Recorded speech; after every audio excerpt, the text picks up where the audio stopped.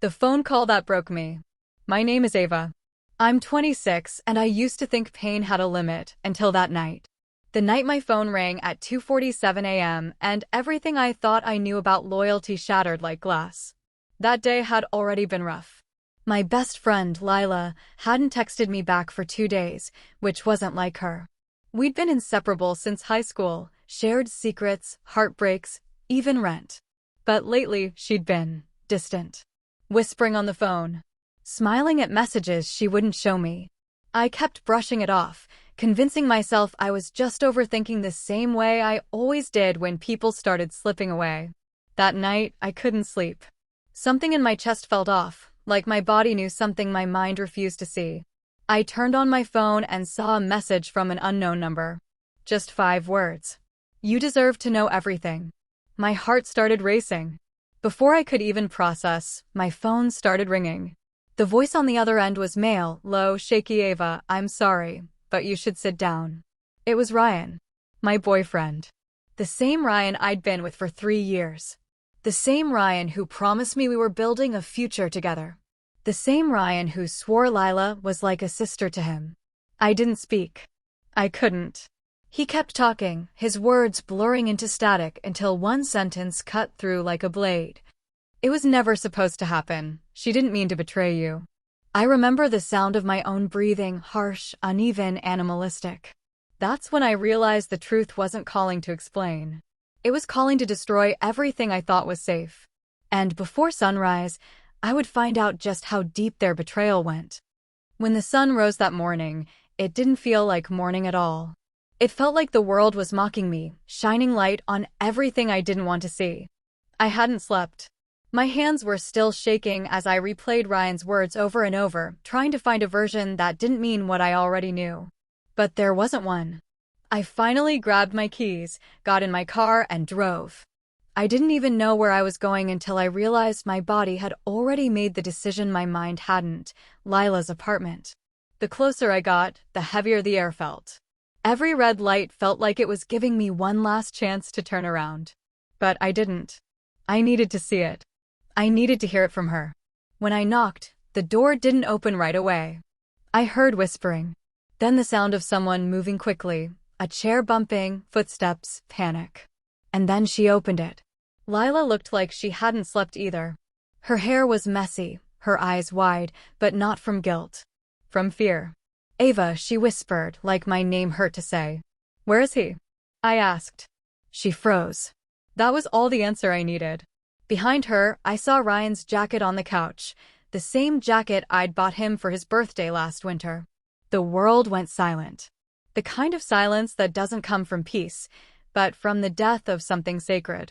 Please, she said, tears building in her eyes. It's not what you think. But it was exactly what I thought. Maybe worse. I stepped back slowly, my heartbeat in my ears. Ryan appeared behind her, shirt half-buttoned, eyes full of cowardice. He tried to speak, but I didn't need words anymore. Sometimes, the truth doesn't explode. It drowns you quietly. I turned away before they could see me cry.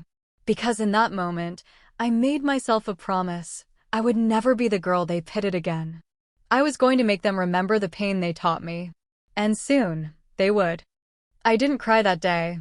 Not one tear. People think heartbreak looks like sobbing on the floor, but real heartbreak is quieter. It's the way you stare at your reflection and realize you don't even recognize the person looking back.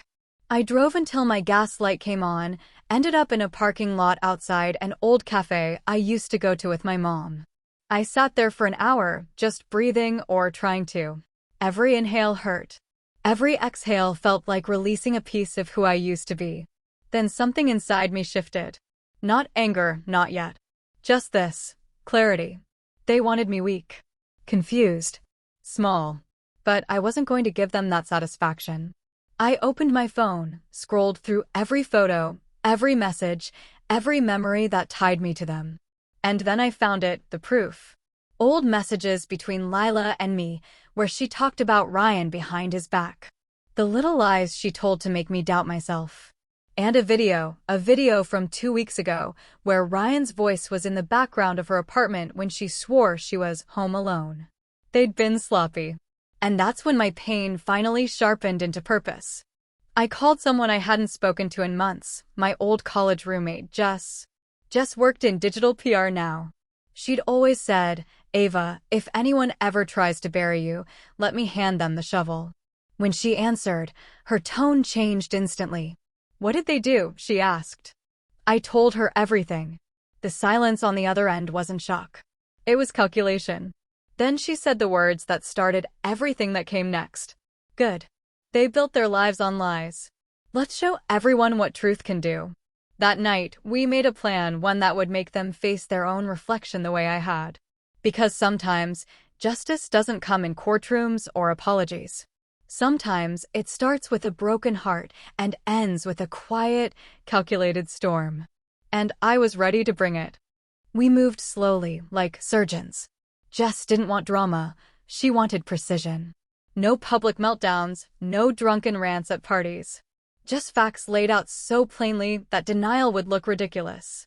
We cataloged everything: the messages, timestamps, the video with Ryan's voice, my own notes about dates and places. Jess taught me how to export files without losing metadata, how to organize a narrative that would make people listen instead of reflexively defending him. That evening, I sat across from Ryan at our kitchen table. He tried the classic calm, like nothing was wrong. "We can fix this, Ava." His voice had the same softness that used to feel like home. I let him talk while I watched him for the cracks, a hesitation, a tell, a flicker of guilt. I didn't shout. I didn't sob. I folded my arms and let silence become the loudest thing in the room. Then, I played the clip from Lila's apartment. Ryan went pale, his composure tearing at the edges. He tried to snatch the phone, to grab the evidence, but Jess had already saved copies to 3 different secure drives. I told him, quietly, I'm not naive. I have what I need. Watching him scramble was neither triumph nor cruelty, it was inventory. I was counting what they had cost me. Over the next week, the unraveling was clinical. I first told the people closest to me, the mutual friends whose opinions mattered most. I sent them the timeline and the proof, not to humiliate, but to make sure the truth existed outside my head. People began to ask questions. Ryan's stories started to fray. It didn't feel like victory yet. It felt like a necessary clearing, removing the rot so something honest could take root.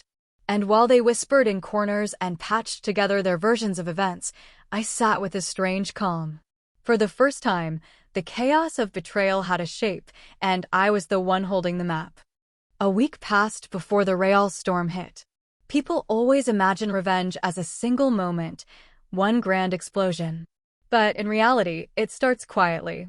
A whisper, a rumor, a crack that spreads before anyone realizes the whole wall's about to fall. By Friday, Lila stopped showing up to work. Her company had a strict no fraternization policy with clients, and guess what? Ryan's firm was one of them. Jess didn't have to leak anything. She just sent the HR department an anonymous tip with proof. Clean, factual, devastating. I didn't smile when I heard about it. I just stared at my reflection in the cafe window, same one where I'd sat alone days earlier, and thought, she did this to herself. Ryan, meanwhile, was scrambling. He called nonstop. The messages shifted from apologies to anger to begging. Ava, please, let's talk. You don't know what you're doing. You'll regret this. That last one made me laugh, not out loud, just inside. Because I'd already regretted everything for years. I'd regretted trusting people who saw my loyalty as leverage. Now I was simply rewriting the ending. Jess and I weren't done. We started sending out resumes, mine, not his. She wanted me to channel everything into my own future, not just their downfall.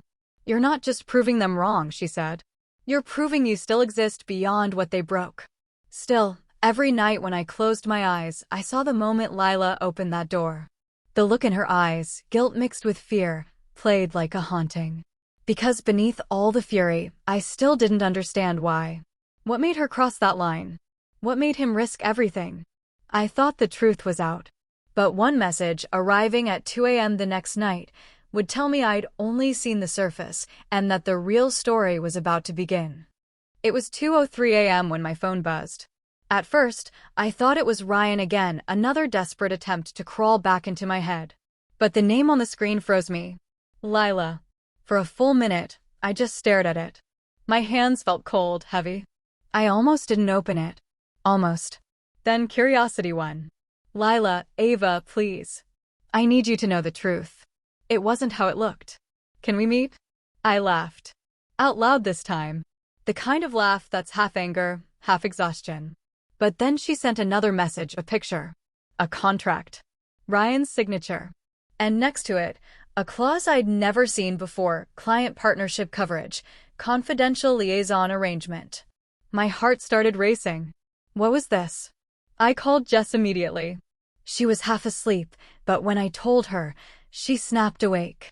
Send it to me. Now. A minute later, she replied, Ava. I think you need to sit down. According to the contract, Ryan's company had been using employees like Lila as part of a shady relationship management strategy, manipulating personal connections to secure high-value clients. And guess who was one of those clients? Me. The realization hit like a punch. Ryan hadn't just cheated. He'd studied me. My family's company, my contacts, the deals I'd mentioned casually at dinner, all of it had been data to him. And Lila? She hadn't been his lover by accident. She was assigned to him before I ever met her. I felt sick. Everything I thought was love had been a business model. I texted Lila back one line. Meet me tomorrow. Noon. Same cafe. That night, I didn't sleep. Not because of heartbreak this time, but because I realized the betrayal wasn't personal anymore. It was professional. It was calculated. And now it was going to be exposed. The cafe felt different that day, colder, quieter. The same sunlight that once comforted me now looked like interrogation light. Every sound, the clink of cups, the hiss of the coffee machine, felt like background noise in a crime scene. Lila was already there when I walked in. She wasn't dressed like before, no perfect hair, no polished smile. Just a worn-out hoodie, dark circles, and trembling hands clutching her coffee cup. For a second, neither of us spoke. Then she said softly, "You have every right to hate me." I didn't answer. I just sat across from her, eyes locked on hers. She slid a folder across the table. Inside, emails, contracts, internal memos. All signed, all stamped. The company had built an entire program around people like me, women with influence, family wealth, or media connections. They would pair them with relationship agents like Ryan, trained to build trust, gain access, and extract information disguised as intimacy. Lila's voice cracked. I was supposed to make sure Ryan stayed on target. But he fell for you. That's when everything got messy. He broke protocol. That's why they sent me closer, to keep him under control. I felt like the room tilted. He fell for me? Was that supposed to make it better? I kept flipping through the documents. One note, dated 6 months before I met Ryan, read. Target, Ava Coleman. Objective, secure investment access through emotional leverage. My stomach turned. Lila reached out, her voice trembling. When I realized what they were doing to both of us, it was too late. I tried to quit. They threatened me. For a moment, I saw something real in her eyes, guilt, fear, maybe even regret. But it didn't erase what she'd done.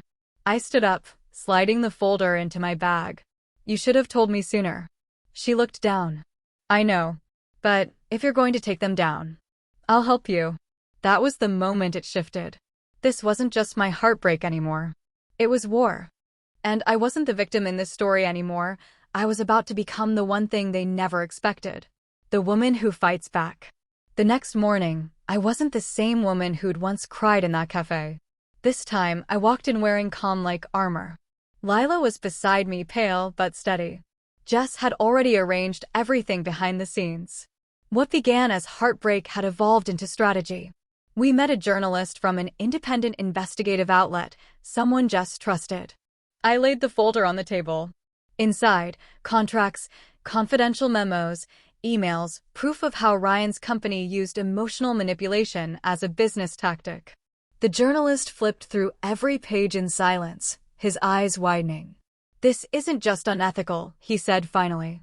It's criminal. Over the next week, we worked in shadows. Recorded calls. Tracked bank transfers. Linked multiple cases. Women from different cities began coming forward after the story teaser dropped. Each one had the same pattern: a man who fell in love, gained access, and then disappeared after securing deals. It wasn't seduction. It was strategy. When the full story went public, it exploded. Headlines everywhere.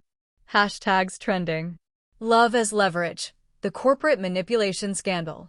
Ryan's firm went under investigation. Executives resigned overnight. The board tried to pin it on a few employees, but the paper trail didn't lie. As for Ryan, he sent one last message. "You destroyed everything." I typed back, "No, you did. I just told the truth." After that, silence. The kind that finally felt peaceful. I didn't celebrate. I didn't need to. My victory wasn't in their downfall, it was in reclaiming myself. Lila started therapy, just launched a nonprofit for women targeted by workplace manipulation, and I went back to writing my own name, my own story. People called me brave, but bravery wasn't the point. It was clarity.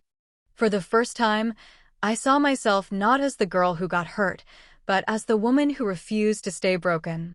And that's how my story ends, not with revenge, not with regret, but with rebirth.